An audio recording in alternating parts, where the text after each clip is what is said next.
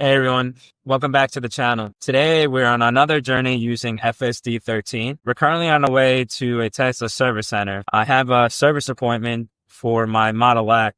I've been experiencing a clicking sound whenever I turn the steering wheel on the car, and the service appointment is estimated to take a few hours to complete. So I plan on just staying there while the service is completed. But if you are watching this video and you've been curious about what scheduling a service for Tesla looks like, stick around because in this video, I'm going to cover the experience from beginning to end.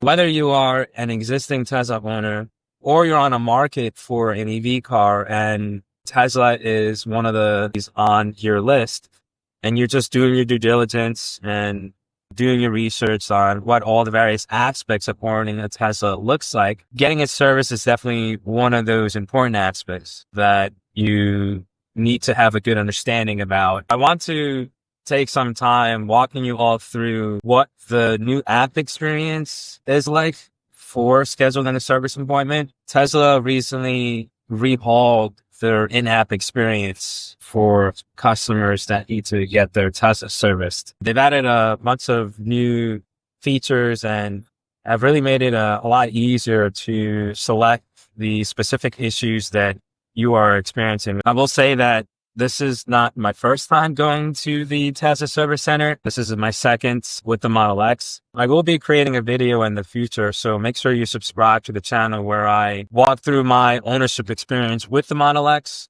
because the ownership experience with this particular model is a bit different than what you would experience with a Model Y or a Model 3, purely because there are many more components that go into building this model. There are some things that are prone to go wrong with it that require you to go into a service center to get fixed. You may have heard of recalls, and if you've owned a gas vehicle or possibly even another EV vehicle, you probably would have needed to bring in that vehicle into a center to get that recall fixed. But a lot of those recalls for Tesla, it's just an over-the-air update that gets pushed to their customers. So luckily, Tesla is able to resolve a lot of issues that customers are having with over-the-air updates. So I'll give you an example of an issue that I was having with my 2023 Model Y that I had before this Model X. There was a software update that I had received. There was a bug with that particular update where it wouldn't complete. I had originally scheduled a service appointment for it. But, a day before I was scheduled to go in, I got a call from the Tesla rep and they told me, hey, we just pushed out an update. We should be all good. Go ahead and retry the software update. If it doesn't fix it, definitely, feel free to reschedule the appointment. I downloaded the software update and my problem was resolved. So just wanted to, bring close attention to this great capability that Tesla has, because I think it's one of the unique aspects of owning a Tesla that's very different from any other car manufacturer that I've owned. Even if you look at a Rivian or Lucid, those companies, I believe, have the capabilities to do similar over-the-air updates, but I haven't seen them release over-the-air updates at the rate that Tesla does. It's really great that they're able to push an update, not something that customers need to necessarily drive into a service center for. So majority of the times where you will drive into a service center is not because of software related issues.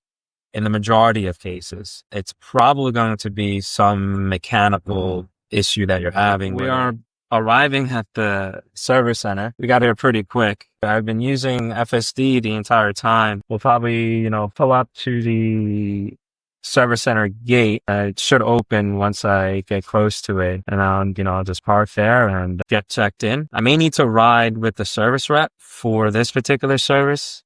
At least that is a message, one of the many messages that I got leading up to this appointment, which is a change, by the way, that I've noticed. When I first scheduled the appointment, I don't remember receiving as many reminders as I did this time around. And then the last message wasn't a generic message. By generic, I mean like an automated message that they have set up in their system to send out to their customers. The last message I received was from an actual person, which was nice, saying that they're looking forward to seeing me today. That was a nice touch.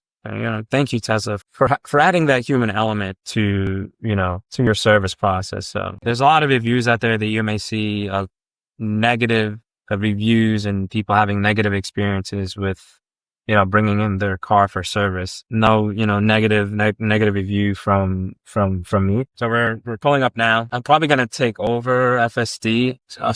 Leave. I gotta pull up to this gate right here that says service. I'm gonna go ahead and do that. Yeah, my appointment is at 9 o'clock, but hey, so the gate's opening now. Hopefully I can reproduce the issue with them here, which, I will. It happens constantly. All right. I don't know if I need to pull to the left of this car, but we are halfway into the center. So I pull in there.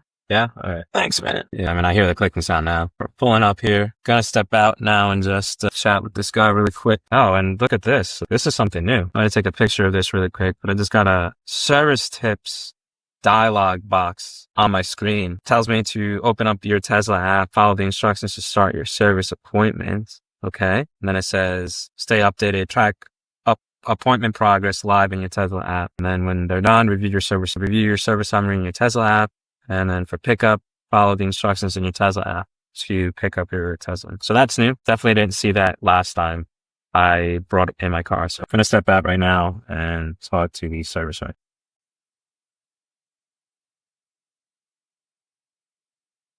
I think it stopped there.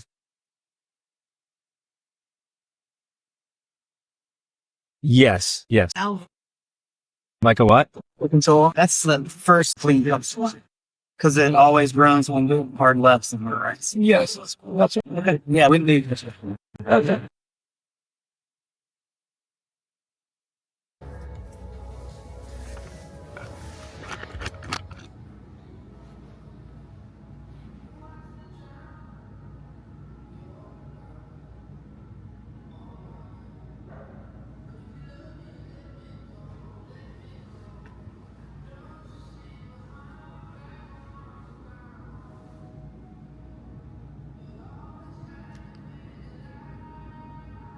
Now I'm going to go ahead and reopen up the app now and just give you a walkthrough of the step that we are at now.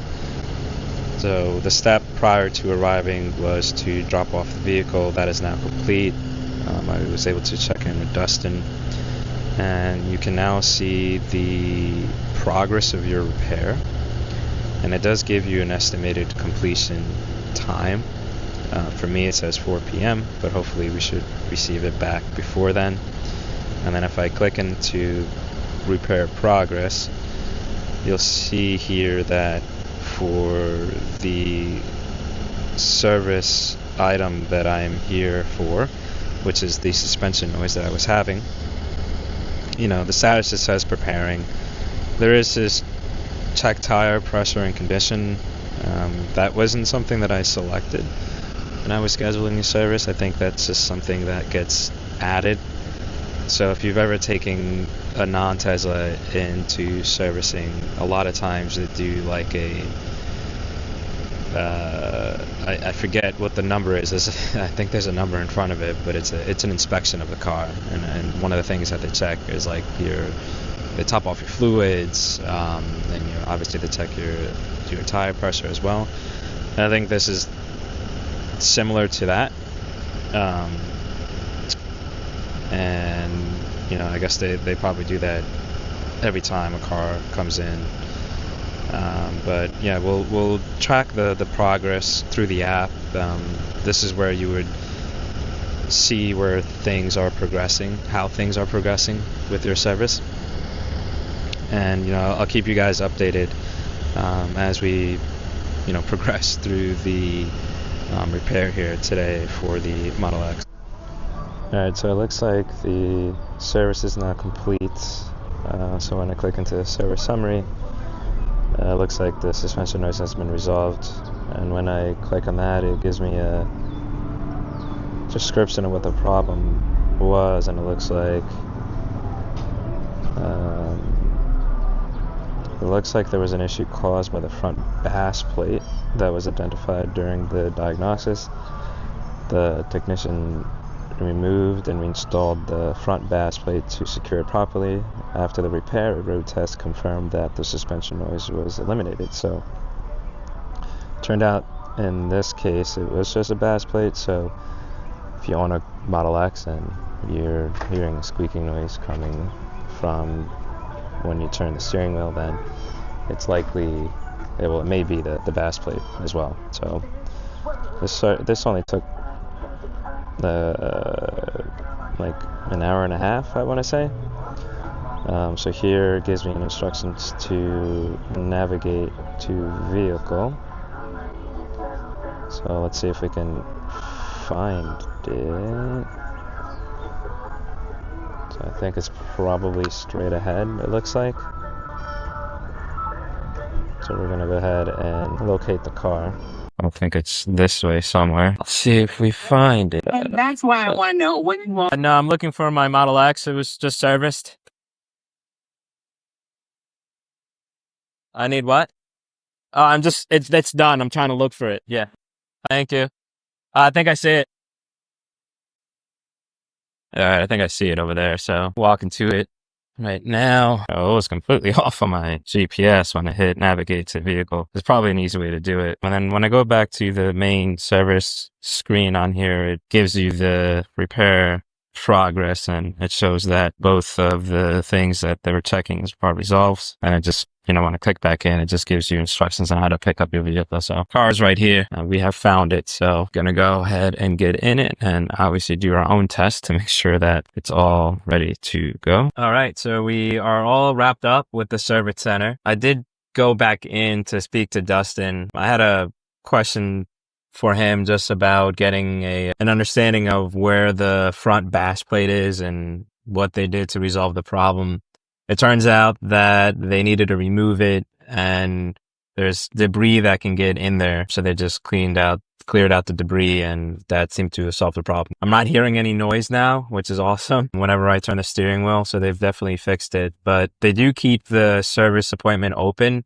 That's something that I don't remember from the last time I brought in the car. If you still experience any issues with the car, you can bring your car back without, needing to schedule a whole new service.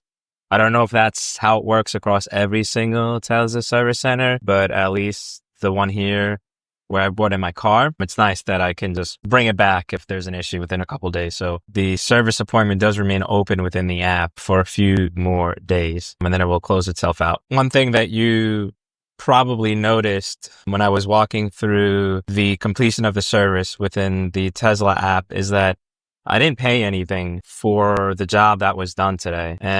But a lot of times when you bring in your car to get serviced with Tesla, there's a high chance that you're probably not going to need to pay anything. Now, I don't know about you, but every single time I've brought in my car for servicing, especially the Acura MDX that I owned before I switched over to Tesla and their EV cars, every time I went in there, I was paying for something. Obviously you go in there to get oil changes or, get something looked at. They always seem to figure out a way to get money out of me. So the experience is very different when you bring in your car to get it serviced by Tesla. The majority of the appointment setup is done through the application, and you bring in the car into the service center, and depending on how long it's going to take, you can either decide to wait there at the service center or come back. If your service appointment is going to take more than like 24 hours, you can ask the service rep that's helping you if they have any loaners available to you.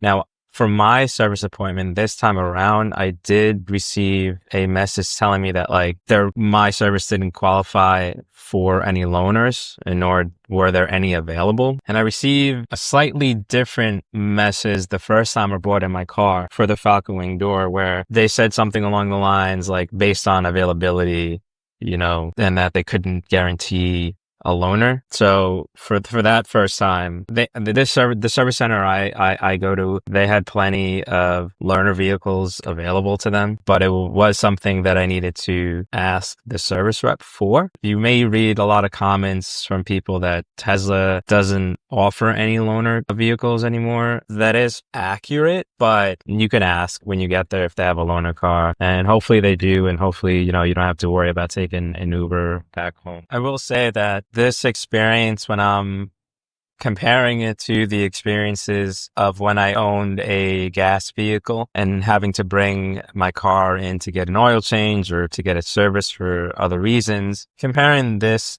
service experience to other cars that I owned, this feels more relaxed. And, I like how you can track the progress of your repair through the app. I also didn't have to leave my key card there, which is something new and convenient, because the last time I brought in my car, I actually forgot about my key card and I needed to come back and get it. So less likely that you'll forget something like that moving forward, which is great. And just the whole in-app experience has been greatly improved. You have many more selections now that you can choose from when determining what specific issues you want to bring in the car for. Prior to this upgrade, it was a lot more freeform. So you needed to do a lot more explaining of the issue. So it's nice that they have these defined issues already for you to select from. It makes the scheduling of the appointment much easier. I wanted to just give a quick shout out to the Tesla Service Center team and Dustin in particular. He took the time to explain to me what the issue was and how they were able to resolve it. So if you wanted to learn more about what the service experience is like, or you're about to go on your first service experience and you wanted to get a better understanding of what that experience is like, I hope you all found this video informative. Please drop a comment below. If you have any questions about my experience, let me know. And if you like this video, make sure to subscribe.